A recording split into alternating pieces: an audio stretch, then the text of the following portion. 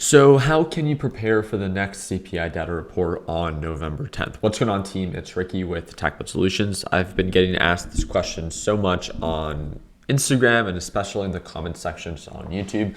My job is to make you aware of different economic reports that are going to be released in the up and coming weeks, right? The one that's most important following the FOMC minutes meeting that we had last week that sent the market falling, to say the least, is next week is the CPI data report. It's going to be on November 10th, and I want to break it down for you. I want to explain to you and show you what this is, how and what the market expects to be reported, and what happens if it comes in worse than expected. I hope that you learned something new in this video, and if you have any questions whatsoever, either comment down below or feel free to shoot me a direct message via Discord, and that's that first link in the description. I'm going to start sharing my screen so you can see exactly what it is that I'm looking at based off of the performance on Wednesday. I'm sure many of you guys remember the market originally pushed up and then sold off following the 0.75% interest rate hike that was set by the Federal Reserve, and the chairman, Jerome Powell. One of the things that I want to show you is, well, what is the CPI data report? Where does it get reported? And how do you read it, right? First off, you can go to BLS.gov, which is the U.S. Bureau of Labor Statistics. This is all public and free information. This is where it gets reported right away, right? And the really cool thing about this is that, well, it pretty much breaks down for you what the CPI data report is. So it's an inflation report, and it's a report that is released month after month. It's a prorated report, kind of like, if you have like a cell phone plan, right? You use the service first, and then whatever you use, it gets reported on the next month, and you pay for that bill. It's the same thing for this consumer price index.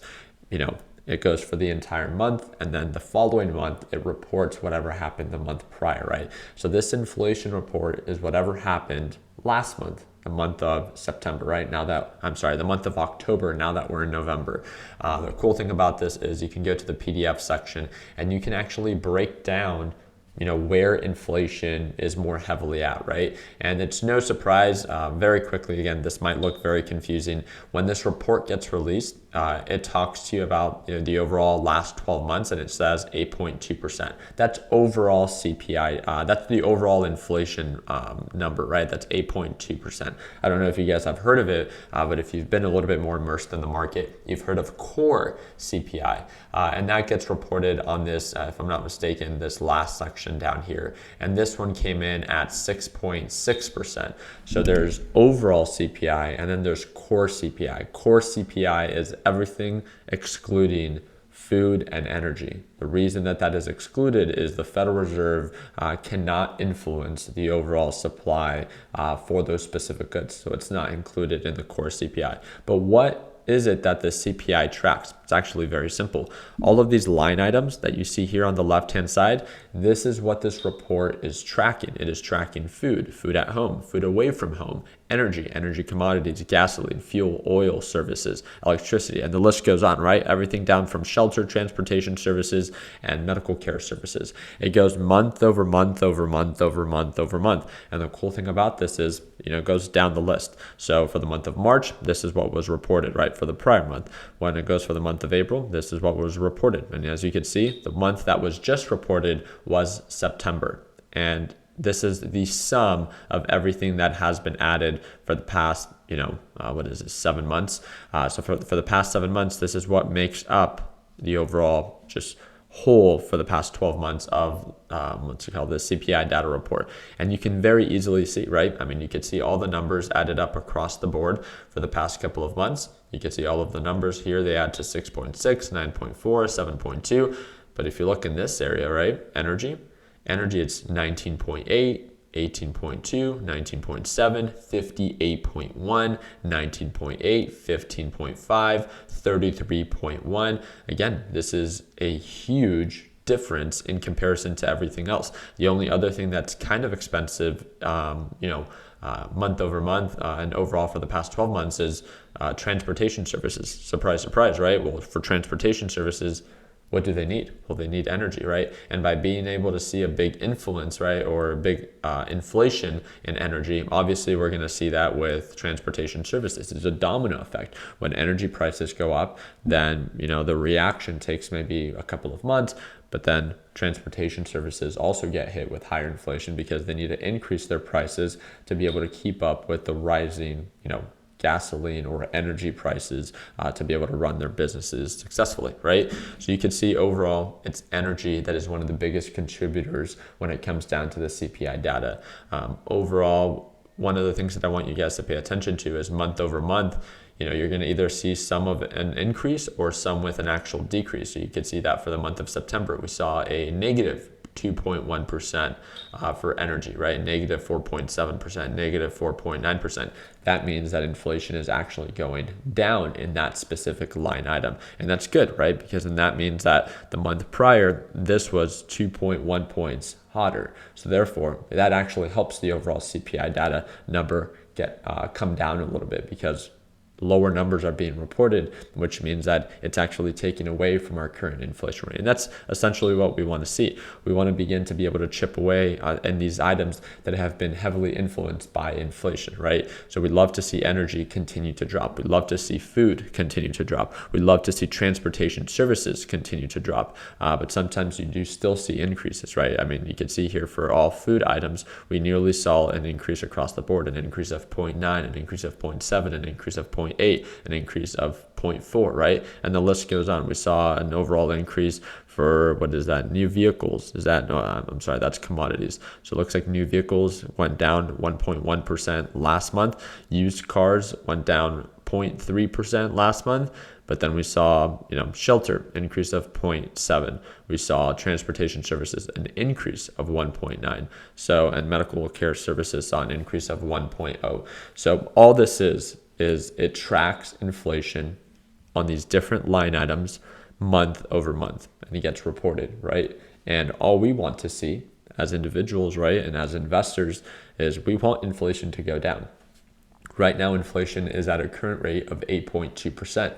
It's at 40-year highs. I mean, it has been 40-year highs, but it's been showing signs of a decline. Core inflation, if I'm not mistaken, currently sits based off of this one at 6.6%. So 6.6% is core inflation, and then we have 8.2% as overall inflation. So what does this mean for this, November 10th CPI data? What is the market expecting? So based off of the consensus report, it is 7.9% that the market is expecting for the overall CPI data. So from 8.2, they expect it to drop to 7.9. That means that we're going to have to see a drop overall, majority in these different line items to get to that 7.9. And then core inflation is expected to be right around that 6.5 to 6.6 general area, which is where it's at right now. We'd obviously love to see core inflation go down, but a core inflation for the last 2 or 3 CPI data reports has actually gone up. It went from 5.9, and then the following month it did 5.9, and then it did like 6.1, and then 6.3, and then now we're at 6.5. So hasn't been performing the best, and that's the unfortunate part because core inflation is what the Federal Reserve knows they can influence. And to see that with all these interest rate hikes, they haven't influenced it in a positive way, it's kind of concerning, right? But I just wanted you guys to understand market expectation for this up and coming CPI data report, and that is 7.9%. So now what happens if inflation comes in hotter than expected? Let's say that it comes in, right now we're at 8.2, but let's say that it comes in at, instead of 7.9, it comes in at 8.3 or 8.5 or even 8.0, right? It's still hotter than expected. Market can drop, right? The same thing when it comes down to core CPI. There's times that overall CPI is better than expected. But then core CPI is worse than expected, right? Core CPI can rise while overall CPI can actually drop. And that's the unfortunate part. Both core and overall CPI have to be met. And if not, then the market will either drop above or below, depending on if it comes in hotter or better than expected, right? So all we want to see is as close to 7.9 as possible or even lower. That would be really, really good for the overall market, because at that point, if we're actually lower than 7.9%, I know it sounds confusing, but it's actually very simple. It means that inflation is actually coming down quicker than expected. Now, why is that a good thing? And it's a good thing, and the reason that the market would react in a positive way is that for the next FOMC minutes meeting, when the Federal Reserve meets up again to try to come up with a new interest rate hike, if they see that inflation is actually coming down quicker than expected, then that means that they can take a less aggressive approach in the way that they raise interest rates. And that would be a really good thing, because for the past 3 to 4 FOMC minutes meetings, right, the Federal Reserve has raised interest rates 0.75%, and that's very aggressive, right? Some of the most aggressive approaches since 2008. So again, I wanted you guys to know market expectation for the CPI data report. I wanted you to understand what it is that's being reported and what happens if it comes above or below. Other than that, I feel like all we can do now is prepare. And in my opinion, right, our job is not to predict the future. Our job is to prepare for it. And you shouldn't be scared to be invested in good quality companies. You should just take your position size into consideration. Just make sure that even at worst case scenario, you can tolerate a pullback if it happens. Now, if the market begins to go up, then great. You can always add right back to it, right? But we know one thing. 2022 has been very, very bearish. So there's no reason to rush into a reversal that hasn't even happened yet, right? We're nearly at 52-week lows if we look at the overall NASDAQ, right? I can look at the day chart, and we have so much time to make money. I think it's more important to build healthy habits. And I think it is a healthy habit with these, FOMC minutes meeting, these different economic reports, especially the CPI data report, that instead of trying to predict, I think now the market's going to go up, or I think now the market's going to continue to go down, it's best to play it safe, not scared, but just take your position size into consideration and making sure that you have cash on the sidelines, that if the market does sell off, first, you can tolerate it, and second, you can take advantage of, even cheaper prices. So if you have any questions about this, again, you can feel free to send me a direct message via Discord, or even feel free to send me a direct message via Instagram, and that's that third link in the description. That I am verified on Instagram. It is my only Instagram account. I do not have a Telegram. I do not have a WhatsApp. There's a bunch of fake accounts that will try to reach out to you. I can promise you, I only offer one thing, and it's my Learn Plan Profit Group. If you've followed me for a while, you know exactly what that is. I trade live every day. So I don't just post my profits, but I trade live, not once a week, not once a month, every single day. So if you want to be able to watch me trade live, to see my entries, see my exits, hear my thought process most importantly, and again, that's the group that I work with daily. It's the only group that I work with on a closer basis. So if you're an absolute beginner and you would like to learn more about it and how you can get started, I would encourage you, click the second link in the description of this video. We're running one of our biggest sales. It's $150 off, and you can watch me trade live as soon as Monday when the market opens. I really do appreciate you guys' time. I'll see you today for our Sunday stock talk right around 6 p.m.